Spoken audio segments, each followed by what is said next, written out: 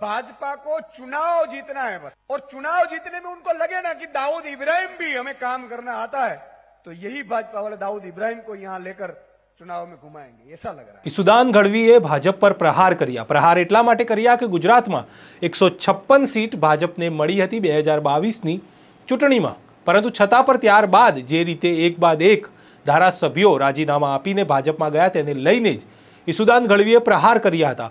શું પ્રહાર કર્યા હતા અને કયા કાર્યક્રમમાં તેમણે આ વાત કહી છે, જેને લઈને જ વાત કરીશ આ વિડીયોમાં. નમસ્કાર, નવજીવન ન્યૂઝમાં આપનું સ્વાગત છે. હું છું આપની સાથે ફૈસલ મંસૂરી. આમ આદમી પાર્ટીનું ઇલેક્શન કેમ્પેન લોન્ચ કરવા માટે અરવિંદ કેજરીવાલ અને ભગવત માન વડોદરા આવ્યા હતા. ત્યાં તેમણે આમ આદમી પાર્ટીનું ઇલેક્શન કેમ્પેન લોન્ચ કર્યું, પરંતુ આ દરમિયાન ઈસુદાન ગઢવી જ્યારે સભાને સંબોધન કરતા હતા ત્યારે જ તેઓએ ભાજપની સરકાર પર પ્રહાર કર્યા હતા. તેમણે જણાવ્યું કે ભાજપને ફક્ત સત્તામાં રસ છે, તેમને કામમાં રસ નથી. જો તેમને કામમાં રસ હોય તો 156 સીટ બહુ જ કહેવાય. તેઓ કામમાં લાગી ગયા હોય, ટેટ ટાટની ભરતીની વાત હોય કે અન્ય કામ હોય, તે કામ કરવામાં લાગ્યા હોય, પરંતુ તે સરકાર બીજા કામોમાં લાગી ગઈ. એટલું જ નહીં, તેમણે વધુમાં ઉલ્લેખ કર્યો કે વડોદરામાં એક અપક્ષ ધારાસભ્ય હતા, તેમને પણ રાજીનામું અપાવવામાં આવ્યું, એટલે કે ચૂંટણીનો ખર્ચો પાછો થાય અને ફરીથી જે જીત હોય તે ક્યાંક ને ક્યાંક જીત ભાજપને મળે. એટલે કે 156 સીટ આપી, પરંતુ છતાં પણ ભાજપ વારંવાર આવી રીતે ધારાસભ્યોને રાજીનામા અપાવે છે અને ક્યાંક ને ક્યાંક તેઓને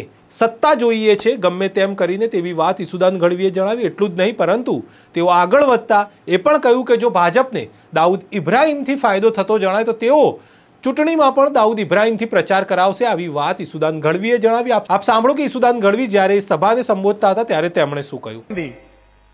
लेकिन भाजपा को तो कुछ आता तो है नहीं, उन्होंने पेपर लीक कर दिया, फिर से पेपर लीक कर दिया. એટલે એમણે ટેટ ટાટ પરીક્ષા લીધેલી જ્ઞાન સહાયકની કાયમી ભરતી કરવા માટે.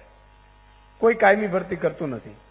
लेकिन अब धीरे धीरे समझ रहे हैं, गुजरात की जनता भी समझ रही है, पछता भी रही है, और फिर भी 156 में भी इन्होंने कोई कसर नहीं छोड़ी है.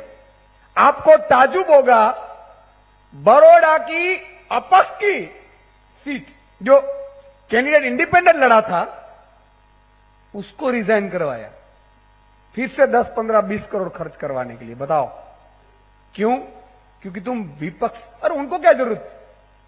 3 इंडिपेंडेंट जीते हैं गुजरात के. मतलब भाजपा को चुनाव जीतना है बस, और चुनाव जीतने में उनको लगे ना कि दाऊद इब्राहिम भी हमें काम करना आता है, तो यही भाजपा वाले दाऊद इब्राहिम को यहां लेकर चुनाव में घुमाएंगे, ऐसा लग रहा है.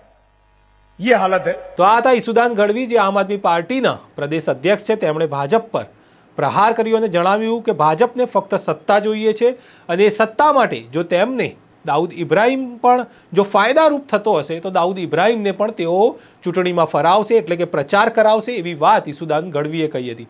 હવે આ તો વાત થઈ કે 156 સીટ ભાજપને મળી હતી. એ વાત સાચી છે કે 2022ની ચૂંટણીમાં 156 સીટો ભાજપને મળી હતી, પરંતુ ત્યારબાદ જે રીતે ધારાસભ્યો એક બાદ એક રાજીનામું આપીને એક બાદ એક ભાજપમાં જોડાતા જ ગયા, જેને લઈને પણ સવાલ ઉઠાવ્યા ઈસુદાન ગઢવીએ અને ભાજપ પર પ્રહાર કર્યા કે જો કામ કરવું હોય તો 156 સીટ ખૂબ જ વધુ છે, પરંતુ ભાજપને કામ નથી કરવું. આવા આરોપો લગાવતાની સાથે જ તેમણે પ્રહાર કર્યા. હવે જોવાનું રહ્યું કે આગામી સમયમાં જ્યારે ચૂંટણીનો જંગ જામ્યો છે ત્યારે આગળ ઈસુદાન ગઢવીના આ જે પ્રહાર છે તેનો જવાબ મળે છે કે નહીં, અને ચૂંટણીમાં કેવા ઘાટ સર્જાય છે, કેવા સમીકરણો રચાય છે, તે સતત અમે આપને બતાવતા રહીશું. તેથી અમારી ચેનલને સબસ્ક્રાઇબ કરવાનું ભૂલશો નહીં. ફરી મળીશું મહત્વના વિષય સાથે. ત્યાં સુધી નમસ્કાર.